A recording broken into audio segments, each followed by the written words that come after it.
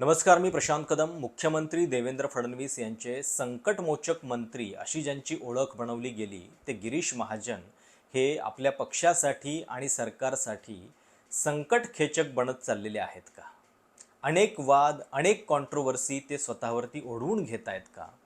याच्या आधी पंचवटीतल्या वृक्षतोडीचा सगळा मुद्दा गाजलेला होताच आणि काल 26 जानेवारीला प्रजासत्ताक दिनाच्या दिवशी अशा विषयावरचा वाद झाला की जो मुद्दा भाजपसाठी आधीपासूनच अत्यंत आव्हानात्मक राहिलेला आहे. संविधानाचा विषय की ज्या विषयावरती जेव्हा 2024च्या लोकसभा निवडणुकीमध्ये संविधान खतरे में हेचा प्रचार झाला, त्याच्यानंतर भाजपचा 400 पारचा दावा हा 240 जागांवरती येऊन ठेपला. आणि अशावेळी संविधान किंवा डॉक्टर बाबासाहेब आंबेडकर यांच्या भोवतीचा वाद हा कालपासून गिरीश महाजन यांच्या पूर्ण या सगळ्या कारकिर्दीला प्रश्नचिन्ह निर्माण करणारा ठरतो आहे. त्याच्यावरनं काल बरीच विधानं पण झाली आणि एक मुद्दा पण चर्चेत आहे, तो म्हणजे या सगळ्या प्रकरणावरनं गिरीश महाजन यांच्या विरोधात ॲट्रॉसिटीचा गुन्हा दाखल करायला पाहिजे का? प्रकरण काय होतं? 26 जानेवारीला जेव्हा महाराष्ट्रातल्या जिल्ह्यामध्ये पालकमंत्री ध्वजारोहण करतात, तिथल्या समारंभानंतर जे भाषण होतं त्या भाषणामध्ये गिरीश महाजन यांनी डॉक्टर बाबासाहेब आंबेडकर यांचं नाव घेतलं नाही, त्यांचा उल्लेख टाळला. भाषणानंतर सुद्धा त्यांनी ज्या घोषणा दिल्या त्या घोषणांमध्ये छत्रपती शिवाजी महाराज की जय होतं, संभाजी महाराज की जय होतं, पण त्यांनी डॉक्टर बाबासाहेब आंबेडकरांचं नाव घेतलं नाही. हा राग व्यक्त करत वनसंरक्षक माधवी जाधव यांनी या संपूर्ण कार्यक्रमाबद्दलची आपली जाहीर नाराजी आहे ती व्यक्त केली आणि त्याच्याबद्दलचा सगळा त्यांचा जो निषेध आहे तो मीडियाच्या कॅमेऱ्यामध्ये पण कैद झाला. आता इथं उल्लेखनीय हे आहे की माधवी जाधव या स्वतः वनसंरक्षक फॉरेस्ट गार्ड म्हणून आहेत. सिन्नर तालुक्यामध्ये पण त्या बऱ्याच काळ तिथं नोकरी करत होत्या आणि नाशिकच्या कार्यक्रमामध्ये एक प्रकारे सरकारी व्यवस्थेचा भाग म्हणूनच त्या कार्यक्रमामध्ये तिथं सहभागी होत्या. पण तरीसुद्धा या सगळ्या प्रकारानंतर त्या शांत बसल्या नाहीत आणि त्यांनी आपली नाराजी जी आहे ती जाहीरपणे बोलून दाखवली. म्हणजे निषेध व्यक्त करणारी व्यक्ती ही कुठली राजकीय पक्षाची कार्यकर्ती, सामान्य नागरिक किंवा तिथं उपस्थित असलेली श्रोती यापैकी कुणी नाही आहे, तर ती सुद्धा एक सरकारी अधिकारी आहे. अशा वेळी त्यांनी थेट आपला राग जो आहे तो पालकमंत्र्यांच्या विरोधात व्यक्त केला आणि त्यांनी थेटपणे सांगितलं की एक प्रकारे तुम्ही बाबासाहेबांचं नाव पुसण्याचा हा प्रयत्न करताय का? तुम्ही इतरांची नावं घेता आणि मग डॉक्टर बाबासाहेब आंबेडकरांचं नाव का नाही घेत? त्यातही हा दिवस असा आहे की ज्या दिवशी भारताची राज्यघटना जी आहे ती आपण अंमलात आणली, अंमलबजावणी झाली. 26 जानेवारी 1950 हा तो दिवस होता आणि या संपूर्ण संविधानाच्या निर्मितीमध्ये अर्थातच सर्वात मोठं योगदान ज्या व्यक्तीचं आहे त्या डॉक्टर बाबासाहेब आंबेडकरांना तुम्ही कसं काय विसरू शकता, हा सगळा त्यांचा प्रश्न होता. आता या सगळ्या प्रकारामध्ये नेमकं त्या काय बोलल्या हे मी तुम्हाला सांगतोच, पण त्याच्या आधी एक मुद्दा जो कालपासून खूप चर्चेत आहे की या सगळ्या प्रकारानंतर गिरीश महाजनांनी माफी मागितली पाहिजे. हे तर झालंच सगळं, पण सोबत त्यांच्यावरती ॲट्रॉसिटीचा गुन्हा दाखल व्हायला पाहिजे अशी सुद्धा एक चर्चा सुरू झाली. आणि त्यात वंचित बहुजन आघाडीचे डॉक्टर प्रकाश आंबेडकर यांनी केलेलं जे एक ट्विट होतं त्याच्यामुळं पण या सगळ्यावरती खूप चर्चा झाली. कारण स्वतः प्रकाश आंबेडकरांनी असं म्हटलं की आज नाशिकमध्ये भाजप मंत्री गिरीश महाजन यांच्या नीच मानसिकतेचा जाहीर निषेध करणाऱ्या माधवी जाधव वनरक्षक महिलेसोबत फोनवर बोललो. यावेळी त्यांनी मला पूर्ण घटनाक्रम सांगितला. गिरीश महाजन यांचं कृत्य ॲट्रॉसिटी कायद्याच्या अंतर्गत येणारा गुन्हा आहे. या संदर्भात वंचित बहुजन आघाडी नाशिक पश्चिम कमिटीकडून पोलिसात तक्रार दाखल करण्याचे प्रयत्न सुरू आहेत.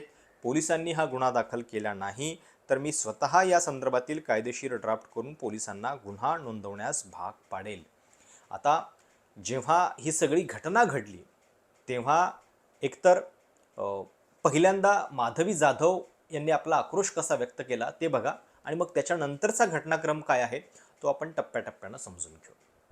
मग बाबासाहेबांचं नाव आहे तो संविधानाला कारणीभूत आहे, त्याला तुम्ही संपवायला निघालाय. पालकमंत्र्यांची फार मोठी चूक आहे मॅडम, माफी मागणार नाही, पण पालकमंत्र्यांची चूक पदरात घ्यावी.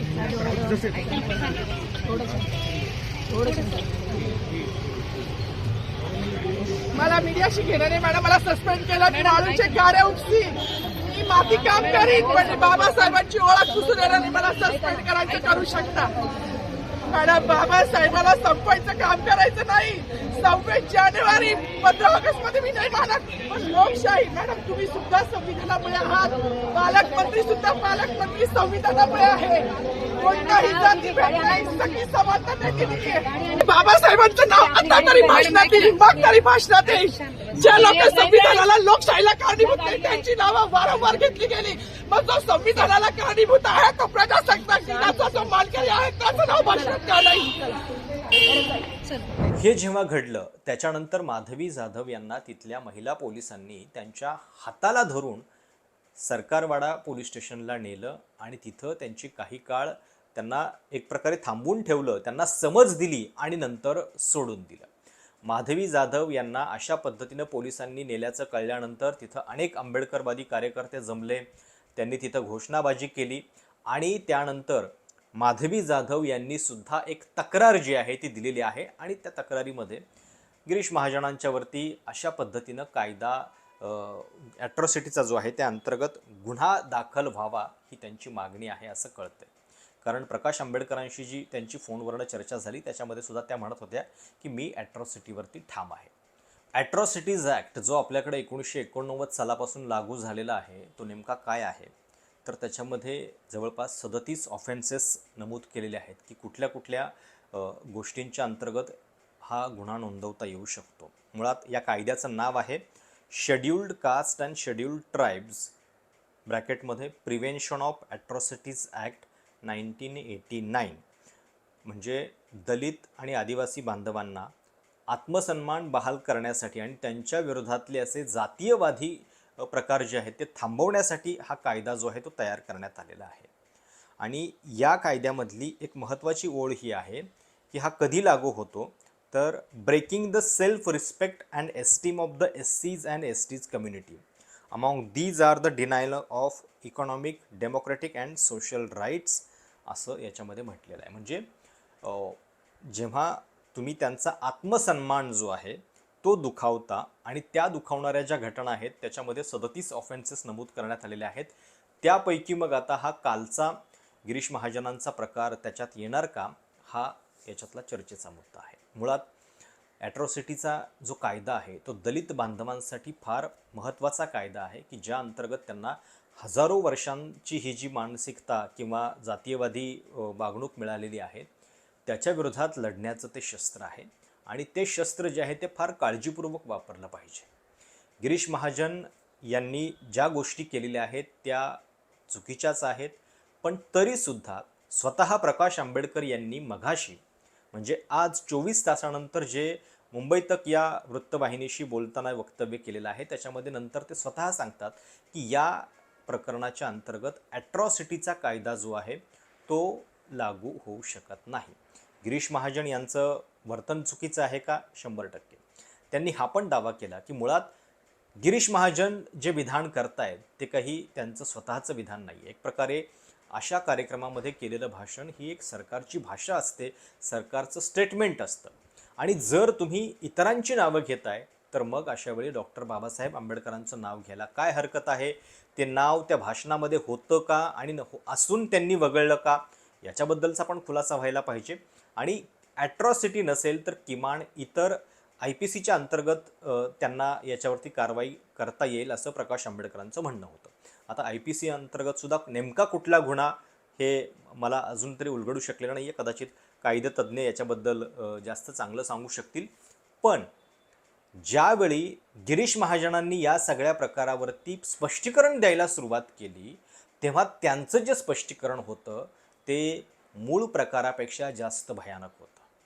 म्हणजे जेव्हा ते असं सांगतात की तुम्ही सगळ्या लोकांना विचारून बघा की दलित बांधवांना आमच्या विचारा की आंबेडकर जयंतीच्या दिवशी मी गावामध्ये पंगत देतो, मी त्यांच्यासोबत जाऊन बसतो, मी जेवतो आणि मी निळा शर्ट घालायला म्हणजे कधी नकार दिलेला नाही आहे किंवा मी निळा शर्ट घालत आलेलो आहे.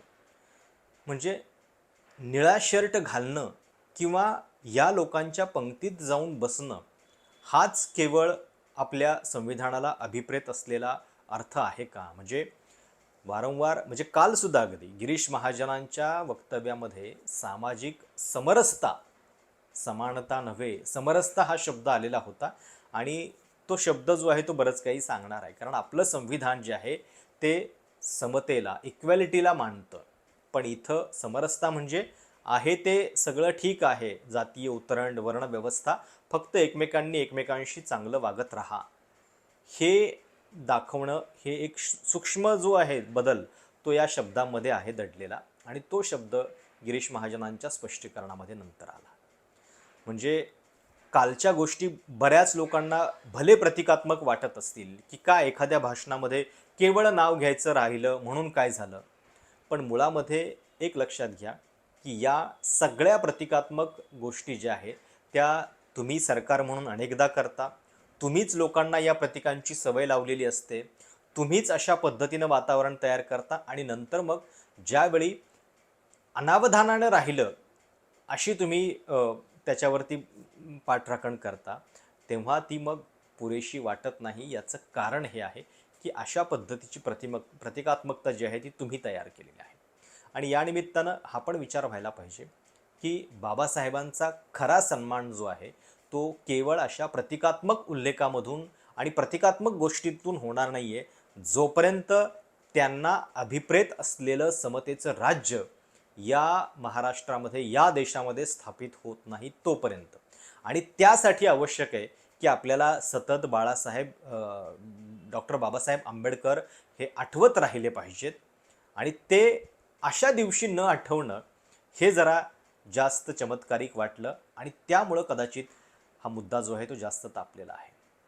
माधवी जाधव आता प्रकाश आंबेडकरांच्या या स्पष्टीकरणानंतर पुढं काय भूमिका घेत आहेत आणि एक गोष्ट ही पण लक्षात घेतली पाहिजे की नाशिकचं पालकमंत्रीपद हे गेल्या अनेक महिन्यांपासून स्थगित केलेलं आहे. तिथं अधिकृतपणे गिरीश महाजन पालकमंत्री आहेत का याच्याबद्दलचा पण खुलासा व्हायला पाहिजे. पण वृक्षतोडी पाठोपाठ आता आणखीन एका मुद्द्यामध्ये गिरीश महाजन या सगळ्या प्रकारामुळं अडचणीत आलेले आहेत. ॲट्रॉसिटी ॲक्ट हा अतिशय गंभीरपणे आणि काळजीपूर्वक वापरण्यासारखा कायदा आहे की ज्याच्यामध्ये दलितांना त्यांच्या विरोधात अन्याय जो होतो त्या अन्यायाविरोधात लढण्याचा अधिकार या कायद्यानं दिलेला आहे. आणि म्हणून कालपासून ही सगळी जी चर्चा चालू आहे त्याच्याबद्दल मला वाटतं हे बोलणं आवश्यक होतं. तुम्हाला या सगळ्याबद्दल नेमकं काय वाटतं? तुमच्या प्रतिक्रिया आणि सूचना आवर्जून कळवा. चॅनल सबस्क्राईब करायला विसरू नका. धन्यवाद.